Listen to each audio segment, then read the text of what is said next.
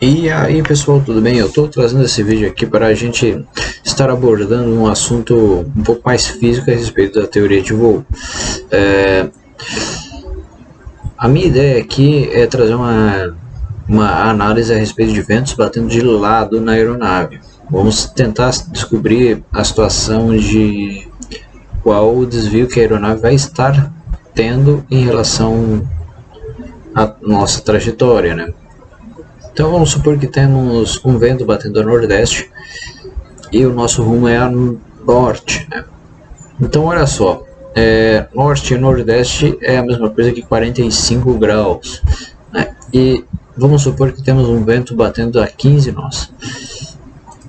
Para saber a velocidade de norte e leste, basta fazer o seguinte: a gente vai pegar a velocidade, dividir por 60 para saber em minutos, e depois a gente vai pegar essa velocidade e multiplicar pelo cosseno de 45. Logo nós vamos ter 0,18 milhas náuticas por minuto em cima de cada componente, ou seja, 10 nós em cima de leste e 10 nós em cima de norte, certo? Então olha só, qual seria a velocidade em relação ao solo, né? Em relação ao solo a gente usa os 15 nós, né, por motivos de segurança, né? Que daí a gente vai calcular um consumo de combustível maior e tudo mais. Agora, qual seria o desvio ocasionado pelo vento? Olha aí. Vamos analisar aqui essa figura que eu abri aqui em laranja e verde. Em laranja, né, é a nossa direção que nós estamos tendo, né? Ou seja, 70 nós na nossa direção. E isso representa 1,16 milhas náuticas por minuto. Só que nós estamos tendo um vento batendo de nordeste que representa exatamente a 90 graus dessa nossa rota 0,18 milhas náuticas por minuto. Então olha só o que vai acontecer. Nós temos nessa situação uma trigonometria básica, que é o cateto oposto pelo cateto adjacente. Então, como vamos saber o ângulo ocasionado pela força desse vento, né? Logo, nós vamos ter o seguinte: nós vamos ter que o arco tangente do cateto oposto pelo cateto adjacente vai nos dar uma medida de 8,82 graus. O que isso representa, né?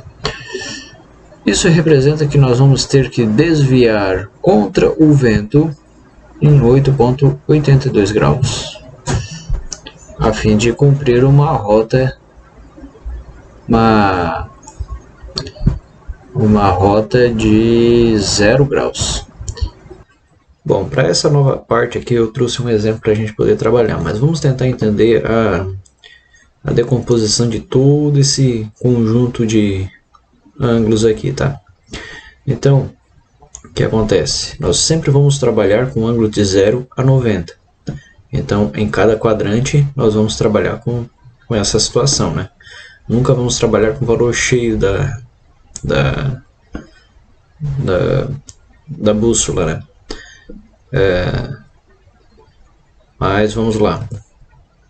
Em cada quadrante, o que a gente vai fazer? A gente vai subtrair o ângulo maior pelo ângulo menor, certo? A mesma coisa aqui e a mesma coisa aqui, se nós estivermos voando nesse sentido aqui. Repara o seguinte: para a nossa direção, a gente sempre está saindo do centro do plano cartesiano e indo para alguma direção, certo? Para a situação do vento, acontece o oposto. O vento sempre vem de alguma direção e vai para o centro do meu plano cartesiano. Então, olha lá, nós temos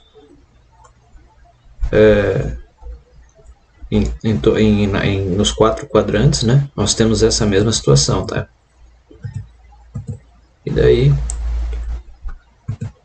é isso aí. Agora nós vamos trabalhar com um exemplo, né? Vamos dizer que nós estamos voando na proa 020 a 80 nós. E temos um vento vindo de 250 a 10 nós. Olha só o que nós vamos fazer aqui. Uma coisa para facilitar o nosso cálculo vai ser o seguinte: a gente considerar sempre o menor valor do ângulo como sendo o cosseno, né? No caso, nesse caso aqui, a gente vai usar o próprio zero desse quadrante, que é o quadrante inicial, né? E o leste vai ser 90. Por isso que a gente subtrai o maior pelo menor. Daí sempre fica esse daqui 0, esse daqui 90. E depois, se tiver nesse quadrante, esse daqui vai ser 90 e esse daqui vai ser 0. E assim por diante. Então olha só o que vai acontecer aqui. Para a velocidade que a gente vai decompor nesse eixo y aqui, vai ficar cosseno de 20 graus, certo? Cosseno de 20 graus vezes a velocidade, que é 80 nós. Com isso nós vamos ter uma velocidade norte de 75 graus. Já a velocidade a leste, que vai ser na componente x aqui, ela vai ser o seno de 20 vezes 80 graus, certo? Aí vai dar 27,36 nós. Até aí tudo bem. Agora nós vamos trabalhar, nós vamos decompor o vento. Olha só. Subtraímos aqui 270 menos 180, ficou 0 para sul e 90 para oeste. O que vai acontecer agora? É a mesma coisinha, né? Então, o que eu tinha explicado aqui, 180 vai representar 0 e 270 vai representar 90. Mas agora o vento está vindo de 250 graus, então o que nós vamos fazer? Vamos subtrair 250 de 180. Com isso nós vamos ter a representação desse ângulo aqui, né? Aí, quanto mais próximo de 180 esse ângulo tiver, menor vai ser esse ângulo. Então, é isso aí, tá certo? Então, olha aí, o que vai acontecer? Nós vamos ter uma componente desse vento para sul, vai ser o cosseno de 70, vai ser 10 graus, vai representar 3,42 graus, nós. E o vento para oeste vai ser o seno de 70, que vai ser 9,39 nós. O que isso quer dizer? Isso significa que a nossa velocidade, a nossa direção, vai representar 75,17 nós em direção a 0 e 27,36 nós em direção a leste. Agora, o vento, o que isso representa com o vento? Nós vamos ter 9,39 nós vindo de 270 e 3,42 nós vindo de 180. Né? Nessa situação aqui é importante a gente entender certinho o que a direção de cada componente dessa, de cada vetor desse, certo? Por quê? Como é que nós vamos fazer o somatório das componentes aqui? Nós temos 75,17 e 3,42 nós. As duas setas estão na mesma direção, então elas vão somar. Olha aí. A mesma coisa acontece na componente x, né? Aqui nós somamos na componente y e aqui nós vamos somar na componente x. Olha só o que acontece. As duas setas estão na mesma direção, logo elas vão se somar. Vai dar 36,72. Se esse vento viesse de, vamos supor aqui, de 150 graus, daria mais ou menos aqui, o que ia acontecer? Essa componente aqui, concorda comigo? Deixa eu pegar o pincel aqui. Deixa eu pegar uma outra cor. Azul aqui. Se o vento de repente viesse dessa direção aqui, a 150 graus, ele ia gerar uma componente para cá e outra componente para cá, certo? Logo, o que vai acontecer? A componente aqui soma com essa componente aqui de cima, mas essa componente de leste vai subtrair dessa componente da velocidade aqui. Então é isso que a gente tem que prestar atenção, né? Deixa eu ver se dá para dar Ctrl Z, não dá. Então é isso que a gente tem que prestar atenção. Então, com essas informações tudo corretas, tudo coletadas, né? O que a gente vai fazer? Nós vamos aplicar uma regra trigonométrica nesses dois valores aqui. Repare que nós temos um triângulo retângulo aqui, né? Então a gente só basta aplicar nessa situação o arco tangente, certo? Que é o arco tangente do cateto oposto para o cateto adjacente. Agora, como é que eu vou saber quem é o cateto oposto e quem é o cateto adjacente? Pessoal, olha só, a gente trabalhou nessa reta aqui como sendo o nosso cosseno, né? Então esse cara aqui vai ser o nosso cateto adjacente, certo?